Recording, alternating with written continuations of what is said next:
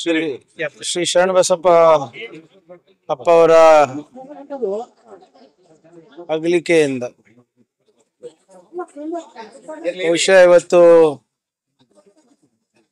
ಬರೇ ಕಲಬುರ್ಗಿ ಜನರಿಗಲ್ಲ, ಬಸವ ಹಾಗೂ ದಾಸೋಹ ಪರಂಪರೆಗೂ ಕೂಡ ತುಂಬಲಾರ್ದಂತ ನಷ್ಟ ಆಗಿದೆ.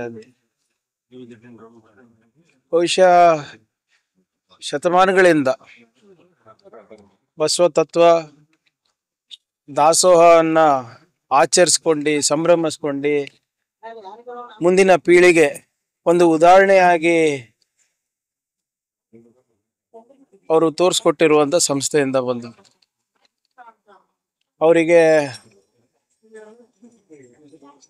ಕಲೀಲಿಕ್ಕೆ ಬಹಳ ಆಸಕ್ತಿ ಇತ್ತು. ಯಾಕಂದ್ರೆ ನಾನು ಬಹಳ ಹಲವಾರು ದಶಕಗಳಿಂದ ಅವ್ರಿಗೆ ನೋಡ್ತಾ ಇದ್ದೆ.